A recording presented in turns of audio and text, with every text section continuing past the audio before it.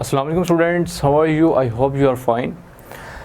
Next, जैसा कि आप लोग देख रहे हैं कि हम अपना चैप्टर नंबर 5 ह्यूमन फिजियोलॉजी जो है डिस्कस कर रहे हैं। उसका जो टॉपिक सी ट्रांसपोर्ट है, उसका लास्ट टॉपिक है हमारा अबाउट लिम्फेटिक सिस्टम।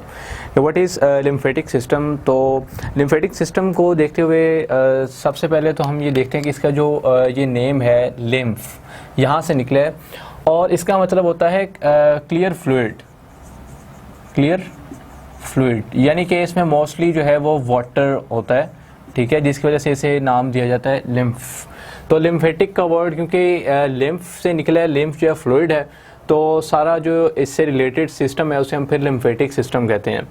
अब ये जो लिम्फेटिक सिस्टम है इसके साथ एसोसिएटेड हमारी बॉडी के डिफरेंट स्ट्रक्चर्स होते हैं, ठीक है, जो इसके साथ मिलकर जो है वो वर्क जो है परफॉर्म करते हैं डिफरेंट वेज में। तो इसी को हम देखेंगे जस्ट एज ए एमडी का पॉइंट ऑफ व्यू। तो इसमें सबसे पहले अगर हम बात करें तो इम्यून जो लिम्फेटिक सिस्टम है, याद रखें कि ये एक क्लोज्ड सिस्टम नहीं है, ये एक ओपन टाइप ऑफ सिस्टम है, ठीक है। जैसे कि अगर आप सर्कुलेटरी सिस्टम की बात करें तो सर्कुलेटरी सिस्टम जो है वो क्लोज्ड सिस्टम कहलाया जाता है, ठीक है, जबकि ये क्लोज सिस्टम नहीं है। इसके अलावा अगर आप देखिए लिम्फेटिक सिस्टम, तो ये किस पर्पस के लिए यूज़ होता है? ये मोस्टली यूज़ होता है ट्रांसपोर्ट के पर्पस के लिए, ट्रांसपोर्ट के पर्पस के लिए यूज़ होता है, ठीक है। इसी के साथ साथ और अगर आप देखें तो ये हमारे पास जो है एक्सचेंज के लिए भी जो है यूज़ होता है, एक्सचेंज ऑफ मटेरियल्स के लिए, एक्सचेंज ऑफ मटेरियल्स के लिए भी जो है ये यूज़ होता है। क्लियर? इसके अलावा अगर आप देखें लिम्फेटिक सिस्टम, तो लिम्फेटिक सिस्टम जो है इसमें अगर हम बात करें तो इसके साथ एसोसिएटेड हमारे बॉडी के कुछ सर्टेन टिश्यूज़ हैं जिसे हम कहते हैं लिम्फॉइड ऑर्गन्स, ठीक है। ये क्योंकि लिम्फेटिक सिस्टम जो है ये एक डिफरेंट काइंड के जो टिश्यूज़ हैं, ऑर्गन्स हैं, उनके ऊपर जो है वो मुश्तमिल होता है, जिन्हें हम लिम्फॉइड ऑर्गन्स कहते हैं, ठीक है। अब हम सबसे पहले ये देख लेते हैं कि इसके जो पार्ट्स हैं वो कौन से हैं। उसके बाद हमने देखा कि ये ट्रांसपोर्ट के पर्पस के लिए यूज़ होता है और एक्सचेंज ऑफ मटेरियल्स के लिए भी जो है ये यूज़ होता है। और एक्सचेंज ऑफ मटेरियल्स में मोस्टली अगर आप देखें ट्रांसपोर्ट की बात करें तो ये बॉडी टिश्यूज से जो फ्लूइड है उसको लेके जाता है हमारा जो हार्ट है, यानी इसकी जो मूवमेंट है वो होती है टुवर्ड्स हार्ट की तरफ। क्लियर? इसके अलावा अगर हम देखें तो हमारे पास इसमें होते हैं लिम्फॉइड ऑर्गन्स। अब लिम्फॉइड ऑर्गन्स में भी टाइप्स आ जाती हैं, कुछ होते हैं प्राइमरी लिम्फॉइड ऑर्गन्स, ठीक है, और साथ कुछ होते हैं हमारे पास सेकेंडरी लिम्फॉइड ऑर्गन्स, ठीक है। प्राइमरी लिम्फॉइड ऑर्गन्स और सेकेंडरी लिम्फॉइड ऑर्गन्स। जो हमारे पास प्राइमरी लिम्फॉइड ऑर्गन्स हैं वो हमारे पास हैं thymus, clear, as well as हमारे पास बोन मैरो।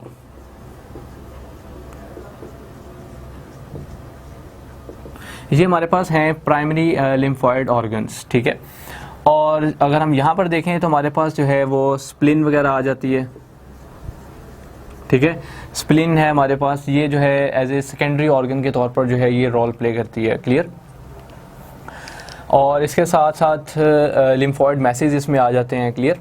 तो ये हमारे पास इसकी 2 कैटेगरीज बन जाती हैं, प्राइमरी लिम्फॉइड ऑर्गन्स और सेकेंडरी लिम्फॉइड ऑर्गन्स। तो ये सारे वो स्ट्रक्चर्स हैं जो कि एसोसिएटेड होते हैं लिम्फेटिक सिस्टम के साथ, और इनका जो काम होता है वो ये होता है कि ये लिम्फोसाइट्स की प्रोडक्शन जो है उसमें इन्वॉल्व होते हैं। क्लियर?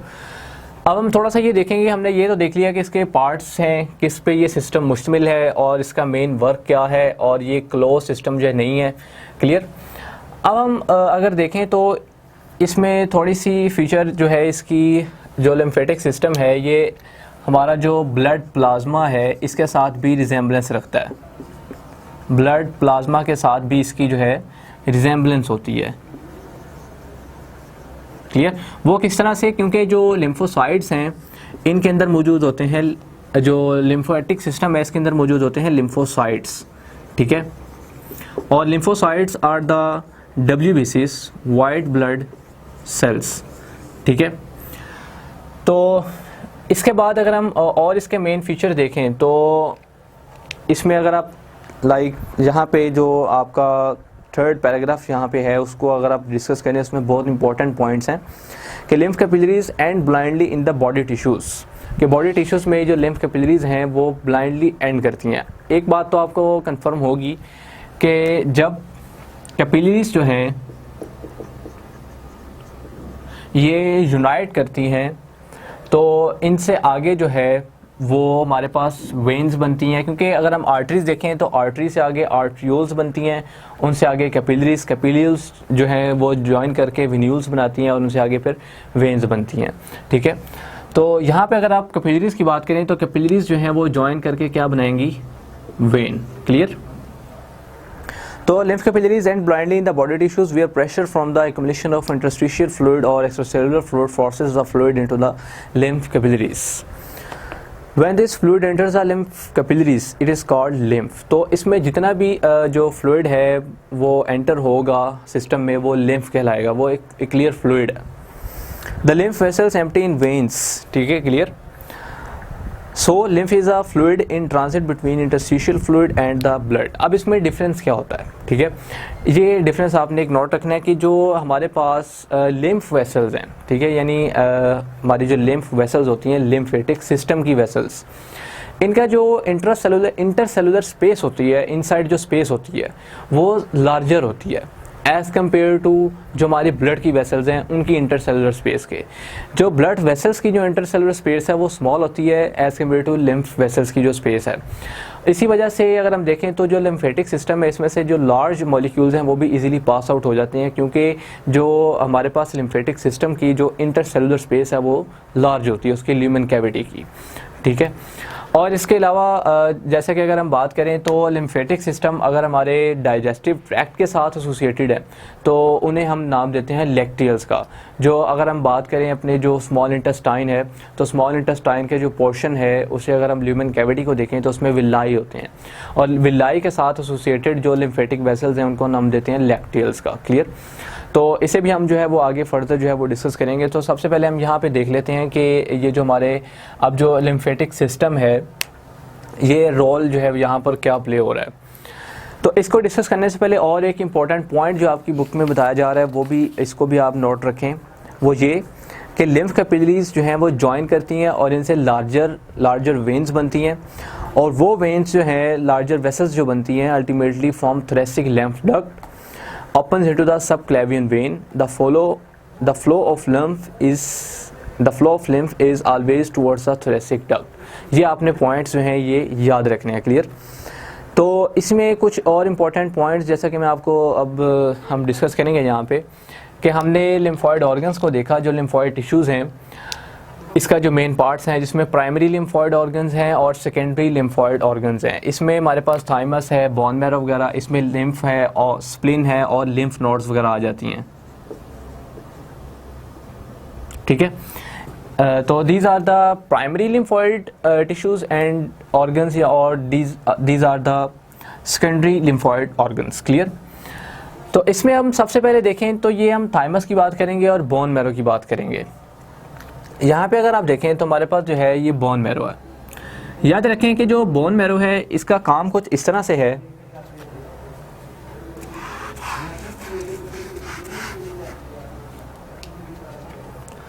जो बोन मैरो है ये क्रिएट करता है, ये क्रिएशन में इन्वॉल्व होता है किसकी, टी सेल्स की, और साथ में ये बी सेल्स जो हैं उनको भी प्रोड्यूस करता है। यानी कि जो बोन मैरो है प्राइमरी लिम्फॉइड ऑर्गन में जो बोन मैरो है वो दो काम करेगा, एक तो बी सेल्स जो हैं उनकी प्रोडक्शन में इन्वॉल्व होगा और टी सेल्स को क्रिएट करेगा। अब जब ये दो काम होते हैं तो ये दो काम जब हो जाते हैं तो इनके बाद दूसरा वर्क ये होता है कि जब बी लिम्फोसाइट्स जो है बनते हैं तो वो डायरेक्टली ब्लड स्ट्रीम में जो है वो यानी रिलीज़ हो जाते हैं, एंटर हो जाते हैं ब्लड स्ट्रीम में। जबकि जो टी सेल्स हैं ये बोन मैरो में बनने के बाद, क्रिएट होने के बाद ट्रांसफ़र होते हैं किसको, थाइमस को, थाइमस ग्लैंड को। थाइमस ग्लैंड में आकर एक प्रॉपर जो मैच्योर हमारे पास टी सेल्स हैं ये बनते हैं, मैच्योर टी सेल्स। क्लियर? तो अब यहाँ पे आपने गौर तब बात यह है कि अगर आपसे पूछा जाए कि जो बोन जो क्रिएशन है टी लिम्फोसाइट्स की वो कहाँ पर होती है, वो होती है बोन मैरो में।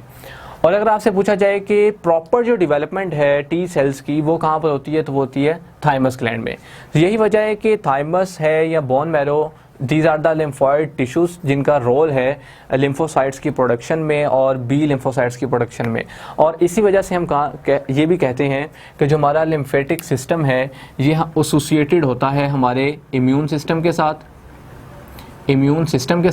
एज वेल एज हमारे सर्कुलेटरी सिस्टम के साथ। क्लियर? तो यहाँ पे तो अब जो प्राइमरी लिम्फॉइड टिश्यूज़ हैं उन्होंने तो ये अपना काम कर दिया कि बोन मैरो ने ये 2 सेल्स बनाए और इसने उसको मैच्योर कर दिया। क्लियर? अब होगा क्या कि ये सेल्स ट्रांसफ़र होंगे किसको, सेकेंडरी हमारे पास जो लिम्फॉइड ऑर्गन्स हैं। यहाँ पर अगर आप देखें एक तो स्प्लिन है, स्प्लिन का काम जो है वो भी लिम्फोसाइट्स की प्रोडक्शन में होता है। और लिम्फ नोड्स जो हैं ये हमारा जो लिम्फ वेसल्स हैं इनके अंदर पॉइंट्स होते हैं जहाँ पर कनेक्टिव टिश्यूज़ जो हैं वो ओरिजिनेट होते हैं, और उन कनेक्टिव टिश्यूज़ को हम क्या नाम देते हैं, लिम्फ नोड्स का। और याद रखें कि लिम्फ नोड्स एक ऐसा स्ट्रक्चर है जिसमें जो लिम्फोसाइट्स हैं वो कंसंट्रेटेड फॉर्म में होते हैं। लिम्फोसाइट्स जो हैं वो कंसंट्रेटेड फॉर्म में होते हैं। क्लियर? यानी ज़्यादा अमाउंट जो है वो कहाँ मौजूद होती है, लिम्फ नोड्स में। क्लियर? तो लिम्फ नोड्स हैं ये भी लिम्फॉइड मैसेज हैं, स्प्लिन जो है ये भी लिम्फॉइड मैसेज है, बट कौन से, सेकेंडरी। अब यहाँ पर क्या होता है कि जब टी सेल्स और बी सेल्स बन जाते हैं तो ये आगे जो है सेकेंडरी लिम्फॉइड टिश्यूज़ में एंटर होते हैं। वहाँ पर जाकर जो है ये एंटीजन के साथ, अगर तो एंटीजन मौजूद है या कोई भी फॉरेन पार्टिकल या ऑब्जेक्ट जो है वो मौजूद है उसके साथ बाइंड करके उसको डिस्ट्रॉय करते हैं। क्लियर? और साथ में यहाँ पर लिम्फोसाइट्स की प्रोडक्शन भी होती है। और अगर आपसे पूछा जाए कि फॉर्मेशन जो है वो फॉर्मेशन का प्रोसेस कहाँ पर होता है, तो फॉर्मेशन का प्रोसेस होता है प्राइमरी लिम्फॉइड ऑर्गन्स में। और अगर आपसे पूछा जाए कि जो डिस्ट्रक्शन का प्रोसेस है यानी जिसमें फॉरेन पार्टिकल्स की डिस्ट्रक्शन होती है, तो वो कहाँ पर जाकर होती है, वो इधर एंटर होकर होती है सेकेंडरी लिम्फॉइड ऑर्गन्स वगैरह में। क्लियर? तो ये हमारा मेन वर्क होता है किसका, लिम्फेटिक सिस्टम का। क्लियर? अब हम इसके थोड़ा से फंक्शन के ऊपर आएंगे, हम देखेंगे कि इसका फंक्शन क्या है। एक तो आपने फंक्शन इसका ये देख लिया कि ये जो फॉरेन पार्टिकल्स हैं, इनमें बैक्टीरिया वगैरह हैं या कोई भी पैथोजेंस हैं, उनको किल करता है ये सिस्टम, क्योंकि इसमें होते हैं लिम्फोसाइट्स। तो लिम्फोसाइट्स हमारी इम्यूनिटी को जो है वो स्ट्रॉन्ग करते हैं। इसके साथ अगर आप और भी इनके फंक्शंस को देखना चाहें तो उसमें हम देखें तो एक इसका बहुत इंपॉर्टेंट फंक्शन ये है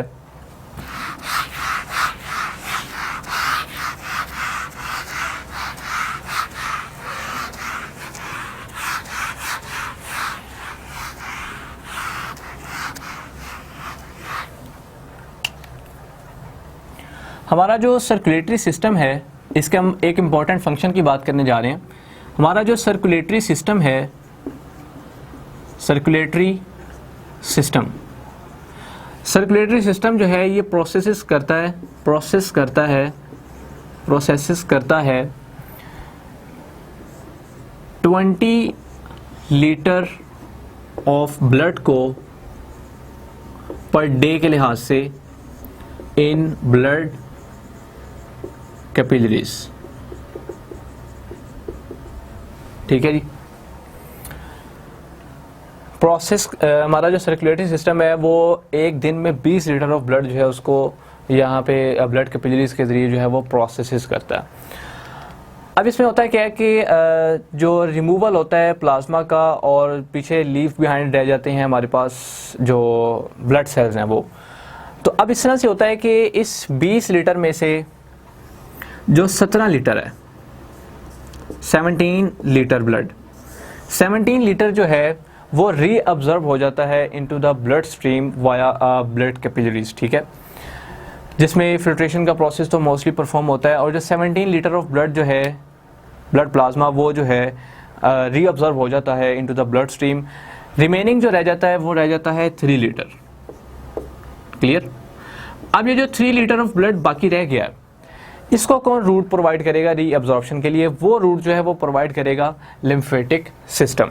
ये लिम्फेटिक सिस्टम जो है ये क्या करेगा कि इसको बैक जो है अब्जॉर्व करवाएगा कहाँ पर, ब्लड स्ट्रीम में, जहाँ पर जाके इसकी रीअब्जॉर्प्शन होगी। क्लियर। तो इस तरह से ये 20 लीटर ऑफ ब्लड जो है वो पर डे के लिहाज से ब्लड कैपिलरीज में प्रोसेस होता है। तो यही एक पॉइंट जो है वो आपकी बुक में मेन लिखा हुआ है कि in an average person about 3 litres more fluid leaves the blood capillaries than is reabsorbed by them each day. It returns this excess fluid and its dissolved proteins and other substances to the blood. इसके अलावा जैसे कि अगर आप third point पे देखें तो उसको हमने जो है वो डिस्कस कर लिया है इनके फंक्शन के लिहाज से, टी और बी सेल्स, और साथ में लैक्टियस ऑफ विलाई जो है ये ऑब्जर्व करते हैं फैट ग्रेन्यूल्स को। ठीक है, ये भी आपने पॉइंट जो है याद रखना है। Which are released by interstitial cells after the products of digestion of fats are observed. After a fatty meal, these fat globules may make up 1% of the lymph. ये 1% of the lymph जो है ये एक important point है, इसको भी आपने जो है वो याद रखना है। These are the important points जो MD-CAT में जो है पूछे जाते हैं। इसके अलावा अगर आप लास्ट पॉइंट देखें वो भी बहुत इंपॉर्टेंट है कि lymph nodes जो है ये फिल्टर करती हैं lymph को, spleen फिल्टर्स करती है ब्लड को, exposing it to macrophages and lymphocytes that destroy foreign particles and aged red blood cells. इस सेम वही काम के जो स्प्लिन है एंड लिम्फ नोड्स हैं, these are the secondary lymphoid organs. तो मैंने यही ऑलरेडी पीछे भी बात की कि जो प्राइमरी लिम्फॉइड ऑर्गन्स हैं वो फॉर्मेशन में इन्वॉल्व हैं, जबकि जो सेकेंडरी लिम्फॉइड ऑर्गन्स हैं वहाँ पर जाकर जो लिम्फोसाइट्स हैं वो सारा डिस्ट्रक्शन का काम करते हैं फॉरेन पार्टिकल के साथ बाइंड करके। तो ये कुछ इंपॉर्टेंट पॉइंट्स इसके बारे में जो पूछे जाते हैं लिम्फेटिक सिस्टम के मुतालिक। इसमें आपने मोस्टली क्या याद रखना है कि लिम्फेटिक सिस्टम जो है वो किस हमारे बॉडी के सिस्टम के साथ एसोसिएटेड है, तो वो ये 2 सिस्टम है। और इसके अलावा अगर आपसे फंक्शन के बारे में पूछा जाए तो वो फंक्शन आप इजीली जो है वो बता सकते हैं। और साथ में जो है लिम्फॉइड ऑर्गन्स इसका जो मेन पार्ट्स हैं उसमें प्राइमरी और सेकेंडरी, वो मैंने आपको बता दिया कौन प्राइमरी है और कौन सेकेंडरी है, प्राइमरी का क्या काम है और सेकेंडरी का क्या काम है ये भी आपको मैंने बता दिया। और इसके अलावा अगर आपसे पूछा जाए कि जो विलाई में जो लिम्फ वेसल्स हैं उनको हम क्या कहते हैं, तो उनको हम नाम देते हैं लैक्टियल्स का। क्लियर। और लैक्टियल्स का काम क्या है कि वो एब्जॉर्प्शन करती हैं फैट ग्रेन्यूल्स की। क्लियर। तो ये हमारा जो टॉपिक था छोटा सा ट्रांसपोर्ट के ये ट्रांसपोर्ट का लिम्फेटिक सिस्टम के हवाले से, वो हमारा जो है यहाँ पर क्लियर हो गया। Okay, thanks.